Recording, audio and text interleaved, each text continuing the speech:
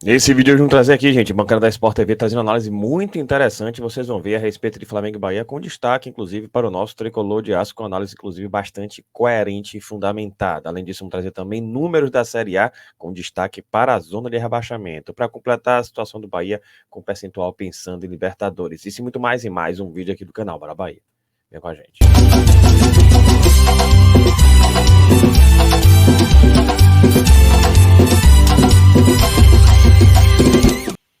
Fala, nação tricolor, um bom dia para vocês que seguem a gente aqui no canal Bora Bahia e hoje mais um Plantão do Bara, mas antes disso aquela dica para você aproveitar a promoção na Central e ter cupom especial, gente, tá aqui, cupom MARCAS20, com esse cupom você adquire produtos de grandes marcas na Centauro que estão em promoção, um deles está aqui, esse tênis da ASICS, já é o PC Mark 4 masculino, vejo aí muita gente já buscando esse tênis, está aqui, e para completar 36% de desconto em valor original, R$ 599,99, gente, nessa cor aqui que você tá vendo, top de linha, bem avaliado, mas o valor final tá aqui, eu trago para você aproveitar, porque tem várias vantagens, porque ele vai para 34105, frete grátis, ainda pode dividir em 4 parcelas de 85,26 sem juros. Para você não perder essa chance, clique no link fixado no comentário também na descrição do vídeo, inclua aqui em cupom de desconto MARCAS20, aperta OK e garanta logo essa oferta. Mas vamos aqui para o assunto de hoje, e a gente começa trazendo números da partida, gente. É uma partida dolorosa, porque foi um castigo aquele gol no final, pela forma como a gente sofreu aquele gol, enfim, né? Mas tá aqui o Bahia com mais posse de bola do que o Flamengo, foi um Bahia que teve posse de bola, mas faltou contundência e faltou uma fase ofensiva melhor qualificada, o que pede da parte do Bahia, que o Bahia reforce o elenco no seu ataque na segunda janela. Vejam aqui, o Bahia teve mais posse de bola, mas o Flamengo teve mais finalizações, 13-8. No gol, tudo bem, 3-3. A verdade é que foi um jogo equilibrado, com o Bahia que teve mais posse de bola e o Flamengo mais agudo, mais vertical, e nas horas que dava certo acabava sendo mais perigoso. De todo modo, o Bahia poderia também ter vencido. Faltou aquele detalhe final, aquele refino na contundência, na definição de jogadas, mas enfim, né? Fica a lição e é seguir adiante, porque ainda tem muito jogo pela frente. Falar nisso, vou trazer aqui justamente a situação da tabela. Tá aqui, pessoal, a situação da tabela da Série A. O Flamengo lidera com 21 pontos e o Bahia está aqui em quinto lugar com 18 pontos, empatado, 18 pontos com a equipe do Atlético Paranaense. Inclusive, o detalhe é o seguinte: o Bahia na próxima rodada, a depender dos resultados, pode, quem sabe, né, assumir a liderança ou então voltar aqui ao pelotão do G4 do Campeonato Brasileiro. E por falar sobre isso, vamos trazer aqui, inclusive, essa postagem aqui, desse trabalho bem interessante do nosso parceiro George Guimarães Júnior, um abraço para ele, e ele trouxe aqui, gente, com 18 pontos de 30 disputados, o Bahia tem aproveitamento de 60%, acima da média histórica do aproveitamento dos times classificados para a Libertadores, e em quarto lugar, entre 2003 e 2023, que é de 55,7%. Então tá aí, gente, o Bahia tá na zona ainda de aproveitamento, agora, é fazer o dever de casa, se manter assim, e conseguir, quem sabe, né, trazer para a gente uma temporada. Se vier algo mais, melhor ainda. E por sinal, tá aqui os próximos jogos do Bahia. O Bahia joga em casa, o Bahia enfrenta o Cruzeiro domingo na Fonte Nova às 16 horas, depois quarta-feira, dia 26, enfrenta a equipe do Vasco da Gama às 21h30. E aí, dia 30 do 6, domingo, 16 horas, São Paulo e Bahia, e depois Bahia e Juventude na Fonte Nova. Ou seja, dos 4 jogos, 3 em casa, o Bahia fazendo o dever de casa, mantendo a tônica, 9 pontos. E aí vai para São Paulo tentar surpreender o São Paulo. Sequência importante, como está dizendo aqui a página Comum SC Bahia, para confirmar a nossa zona de disputa do brasileiro. Sem dúvida, gente. Agora é seguir focado, virar essa chave dessa derrota dolorosa e vencer o Cruzeiro, com todo respeito, de ser difícil, que o Cruzeiro merece, para a gente chegar aí um pouco mais longe, cada vez mais na parte de cima da tabela. Vai vencendo, inclusive, chega aos 21 pontos. O outro lado da história está aqui, gente, chama atenção. E é realmente uma situação inusitada para ver, inclusive, o nível dessa Série A. Duvido que alguma outra rodada na história dos pontos corridos a zona de rebaixamento tenha tido tão pesada. Aqui tem 3 títulos mundiais, 6 Libertadores, 17 brasileiros e 10 Copa do Brasil. Tá aqui, gente, André Rizek com essa postagem, que tem Vasco, Corinthians, Grêmio e Fluminense na zona de rebaixamento. Tá aí, gente. Realmente é impressionante, chama atenção. Isso mostra o nível da Série A. Se vacilar, você sobra mesmo.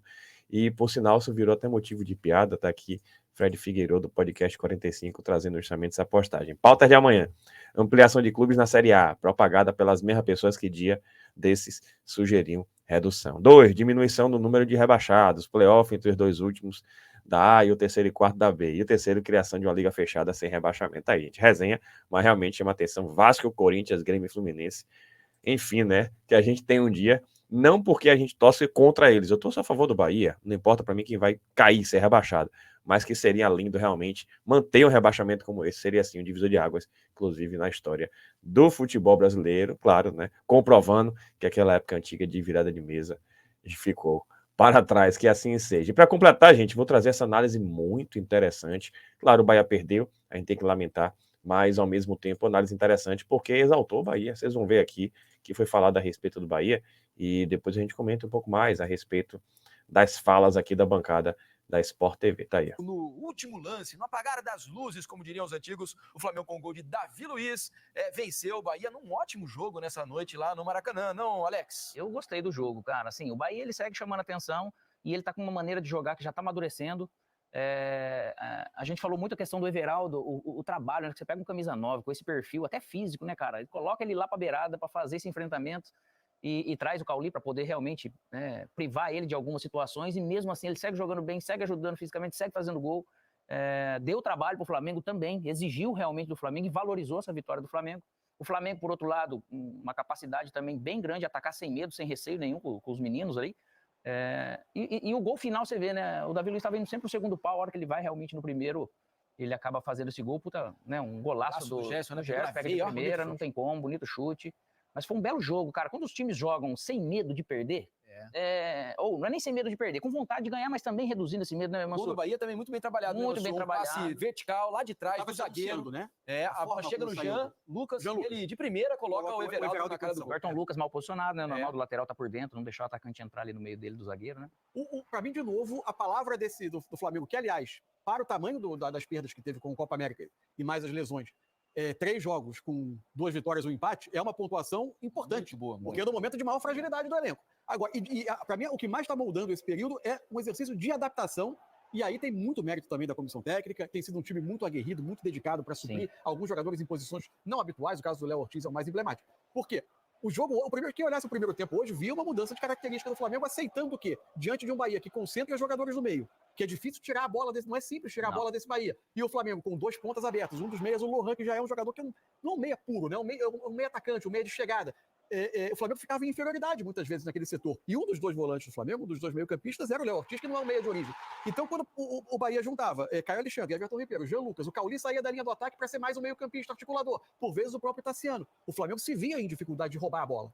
Circulava muito no pé do Bahia. E o Flamengo entendeu que a partir dali a maneira de fazer dano era em ataque mais rápido, em velocidade, acionando os pontas, por vezes esticando um pouco mais a bola. Teve um período do primeiro tempo, quando o Flamengo abre o placar, que para mim o Bahia era melhor time. O Flamengo conseguia impor mais a cara do jogo que ele queria. O Flamengo faz o gol, acaba tomando muito rápido, né? Um bonito gol do Bahia, mas já tinha tido uma jogada ensaiada com o próprio Jean Lucas por dentro, que o Bahia quase chegou no gol, porque o jogo do Bahia se desenrolava por dentro, pelo centro do campo, onde ele é um time perigoso, né, Mansur? E é bom, né? Muita qualidade técnica junto. Até porque no primeiro tempo, né, o Bahia jogou sem pontas, né, de característica. Por mais que o Everaldo tenha jogado aberto do lado direito. E é como ele começa os jogos. Isso, nesse jogo, ele optou por deixar Ademir e Biel, por exemplo, no banco, para entrarem na parte final do jogo. O desenho inicial do Bahia, se você olha, é quase um 4-3-3, né? Caio Alexandre, Everton Ribeiro e Jean Lucas como os meios, Tassiano na ponta esquerda, entre aspas, Everaldo na ponta direita, porque eles vão recompor para ajudar isso, que não são meias também de tanta pegada, mas são de muita qualidade técnica. Quando vem o segundo tempo, o jogo ameaça ter um pouquinho do mesmo cenário e aos poucos o Tite intervém para tentar dar um pouco mais de controle. Ele faz o Gerson aí pro lado direito, quando sai o Luiz Araújo, tira o Lohan, né? Coloca o Alan também, fica com o meio um pouco mais para ficar com a bola. E aos poucos o Flamengo vai entrando no campo do Bahia, o que é uma questão desse Bahia. Manter o ritmo, a capacidade de ficar com a bola ao longo de todo o jogo. Até o Rogério intervir, como intervém quase sempre, colocando os rápidos, os velozes, para tentar atacar o espaço quando o adversário já está mais dentro do campo do Bahia. Mais cansados também, né? Mas aí chamou atenção de novo para mim o quanto esse Flamengo tem sido muito dedicado, esses jogadores, de buscar o resultado. O Flamengo não desistiu, então depois o Everton Araújo, mais um meio, o Léo Ortiz tem chegado exausto a parte final do jogo. É uma dinâmica totalmente diferente, ocupação de espaço, ele não está parado em momento nenhum de volante. E outra, né, Alex? Normalmente o zagueiro corre muito menos do que jogador de meio campo, né? As ações são mais... dá para descansar um pouco mais. Mas com um time bom, né, Felipe? Time bom, ser zagueiro de time bom, você refresca muito mais, até mentalmente o jogo, para quem tá de volante, ele tá toda hora pensando, ele tem que toda hora enxergando algo, então ele não tem folga. Sabe, vocês estavam falando da capacidade de reter a bola do Bahia, sabe quantos passes o Bahia tocou no jogo hoje? 715. Imagina, fora de casa contra um Flamengo. O Bahia do Flamengo, né? Não que o Flamengo seja o melhor time que desarme ou que marque pelas características dos seus atletas técnicos, mas é muito passe pela capacidade. Quando o Flamengo fez o gol, a posse de bola do jogo era de 72% do Bahia, 28%. Você vai procurar algumas temporadas para trás, Terminou 58 a 42 para o Bahia. O segundo tempo muda um pouco a cara também. Que foi esse período ali de uns 20, 25 minutos, principalmente no segundo tempo, depois das mudanças, que daí o Flamengo tomou conta mais do jogo. muito, isso. Eu tentei ir algumas temporadas atrás, o programa ia começar e eu não consegui chegar para saber quantas temporadas atrás o Flamengo teve, achar um jogo do Flamengo com essa posse de bola, eu de fato não me recordo nos últimos anos. No final, assim, é cruel com o Bahia tomar o gol no último minuto? É cruel. 1-1 contava o jogo? Até contava, acho que razoavelmente bem o jogo. Poderia ter pendido pro lado do Bahia, mas acho que a vitória do Flamengo também tá longe de ser um absurdo porque foi o jogo. Foi um jogo equilibrado que podia ter pendido para qualquer um negócio de uma característica, esse Flamengo, ele, vamos dizer assim, ele desfrutou muito tempo, foi a questão do Everton Ribeiro entrando, né? Cara, é impressionante o timing que ele tem dessa flutuação, desse momento, daquele espaço. O Flamengo teve muita dificuldade. Isso que ele errou bastante passe final, a pifada final, vamos dizer assim, assistência, mas o que ele faz ali com essa bola no pé, ocupação de espaço, controle de um meia pensante, é bonito. Muito legal a recepção da torcida do Flamengo em relação ao Everton. Uma gratidão, né? Uma demonstração o Everton gratidão. foi aplaudido quando entrou em campo para aquecimento, antes do jogo. Quando ele foi substituído, mais uma vez, a torcida o aplaude, né? E naquele momento nem estava... O Flamengo não estava nem ganhando o jogo, né? Então o torcedor não estava aqui, era só alegria, não. Realmente aplaudiu o Everton Ribeiro e acho muito legal quando o torcedor reconhece um ídolo, mesmo jogando no adversário. Exatamente. É muito legal. E o futebol brasileiro precisa ter isso com mais frequência, né? E outra coisa legal, só pra gente amarrar, mesmo com a derrota, assim, é muito interessante esse trabalho do Rogério, né? Porque quando você olha o elenco, você não imagina que essa seja, não uma solução óbvia. O Cauli partindo da função do falso 9 para virar um meia, um centroavante fazendo a recomposição pelo lado para dar um equilíbrio, mas virando um centroavante no momento de atacar, juntando jogadores com bastante liberdade por dentro para eles se moverem. Não é uma solução óbvia, né? Não é um jeito de jogar que você vê replicado. Ele mudou vários jogadores de posição. O Tassiano normalmente não joga ali, o Tassiano era um jogador mais de meio campo, o Cauli não joga lá, ele era um 8, 10/10, ele virou um falso 9, o Everaldo era 9 e virou ponta, né? O Juba se destacou e muito pelo Sport, jogando como quase um atacante, um 10, né? Um segundo atacante. No time do Rogério ele é lateral esquerdo. Até porque na parte final do que fica mais na linha defensiva pro time. Mas ele na parte final do Sport, ele também estava fazendo muito bem lateral. Ele pode fazer um segundo volante, é um cara bem versátil nesse sentido. É legal tá tendo resultado esse trabalho. É muito legal. É uma coisa interessante. E outra coisa, sabe um negócio dentro de campo, quando às vezes você muda, às vezes pensa que não, ou pode parecer que não, às vezes você não muda taticamente, mas você muda o jogador, a característica dele para aquela função, ele empresta algo que o próprio sistema do outro time ele não consegue acompanhar, ele não consegue marcar, porque é outra dinâmica. Ou é um drible, a maneira de pensar, a maneira de se posicionar, e isso que o Rogério ele gosta de fazer nessa carreira dele que ele tem vindo, e o Bahia, esses jogadores estão conseguindo entender muito bem. Com a derrota, o Bahia momentaneamente deixa o G4, né? Passa a ser o 5º colocado, mesma pontuação do Atlético Paranaense, que é o 4º, né? Os dois têm 18, mas eu não tenho dúvida de uma coisa, o Bahia vai brigar lá em cima até o fim do campeonato, né? Não sei o que vai acontecer com o Bahia na competição, mas eu tenho quase que convicção de que o Bahia vai disputar um campeonato para disputa de vaga na Libertadores, né? No mínimo, né? Acho que tem qualidade técnica para isso, tem opções, agora tem jogadores de velocidade, tem mais um meia que entra todo jogo, que é o Depena, talvez não seja a fartura que se imaginava nesse, mas é um trabalho que vai acrescentando coisas, desde que o Grupo City compra o Bahia, vai acrescentando qualidade. Tem umas substituições do Bahia hoje, né, Mansur? Rezende, o Depena, Biel, Estupinhan e Ademir. Imagino que a janela... que seriam de titulares de muitos times da Série A. E se montou agora. Isso. Então vai estar jogando essa bola desse jeito. E ainda vem a janela de meio de ano. Exato, a janela de meio de ano deve trazer mais jogadores. E o Flamengo vai viver um Fla-Flu como acho que nunca outro, né?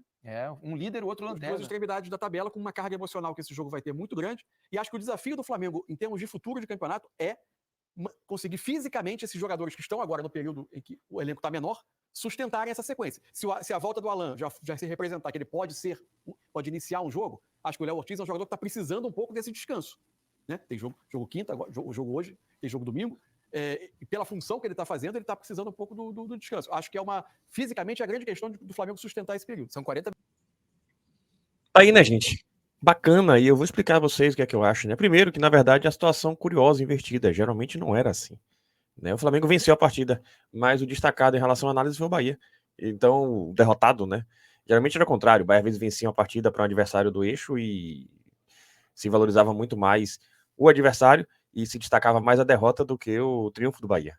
E se vê um Bahia que chamou a atenção. E para completar o seguinte, análise coerente, tirando ali uma situação ou outra, mas é uma análise coerente porque a gente tem que fazer o recorte da seguinte forma. Claro, triste com o resultado? Sem dúvida, foi muito cruel, inclusive, para o Bahia. Mas a forma como o Bahia jogou traz para a gente perspectivas e expectativas fantásticas. Isso é fato.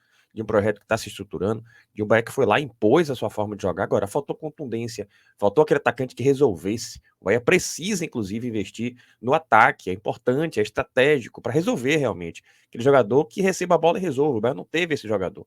E aí libera outros jogadores, como está sendo fazer o meio, enfim, né? O Bahia sabe disso, precisa se reforçar. Se o Bahia tivesse um jogador que resolvesse contra o Flamengo, me parece que o resultado tenderia a ser outro. Mas, fato é, estamos no caminho certo e a análise exaltando o Bahia foi bastante justa, independente de clubismo da nossa parte. É isso, gente. Se você gostou, dê seu like, se inscreva no canal, compartilha com geral, ajuda a gente a chegar a 70 mil, aproveita a promoção da Centauro. Tamo junto, saudações colores e até a próxima.